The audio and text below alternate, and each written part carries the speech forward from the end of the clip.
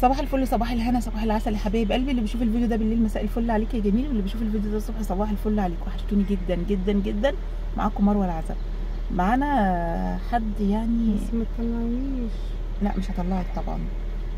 في حد هيحكي موضوع، بس ايه يعني ايه مش هتبان معانا يعني. اتفضلي. انا كنت بجيب خشب وحاجات من مكان ما يعني، فكان معايا زوج. تمام. مضيت على وصل امانه على الابيض، على بال ما الناس تيجي تاخد الفلوس، يعني المندوب اللي هيجي معانا بالحاجه العربيه هتاخد الفلوس وهي راجعه. تمام. فطبعا لما جه الراجل خد فلوسه وجه يديني الوصل، قلت له اديني الحاجه يعني الوصل لزوجي. يدي لجوزك. ما انت هتأمني من يعني ما هو ده احنا كبار مش صغيرين يعني، لازم نأمن بعض. تمام. ف ده لزوجي، وانا وديته الفلوس وانا دخلت اعمل شويه حاجات جوه. فجيت بالليل بقول له امال الوصل فين يا حاج؟ قال لي ما انا قطعته ورميته. انتوا سنكم قد ايه يعني؟ سننا في الخمسينات. بتسألي جوزك على الوصل؟ انا كان عندي 45 وهو عنده 50. تمام. فبقول له الوصل، قال لي انا قطعته ورميته. قلت له قطعته ورميته؟ وقطعته ورميته ليه؟ طب ما تدهوني.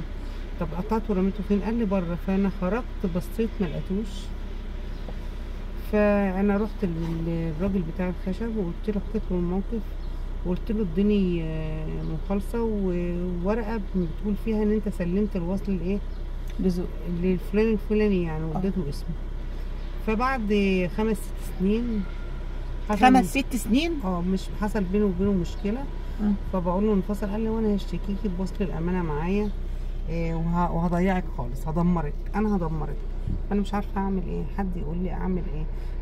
الورقه دي هل تنفع بعد 6 سنين ان انا اقول كده؟ هو عايز يشتكيني بالوصل وانا معلش له حاجه. يعني انت طالبه منه الطلاق، فهو قال لك ده انا الوصل معايا وما تقطعش، فانا هشتكيكي. ووراكي الوصل. يعني ده غدر، ده غدر وعشره عمر يعني. وعينه محتفظ بيه، وقال لي هدمرك بيه، هدمرك بيه. وعامله بمبلغ كبير يعني، كاتب المبلغ. وكان الوصل بيه معاه القلم يعني. انا لما مضيت على الوصل كان معاه القلم، وما جه الراجل يسلمنا الوصل سلمنا الوصل بالقلم.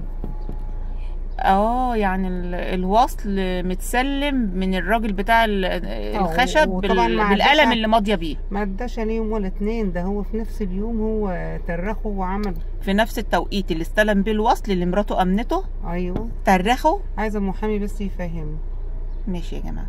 كومنتات يا جماعه، يا ريت الموضوع ده، يا ريت تعتبروا الموضوع ده يخص امكم اختكم اي حاجه. المهم تعليقاتكم مهمه جدا. لو حد محامي او حد شاطر في الموضوع ده يدلنا بما يرضي الله.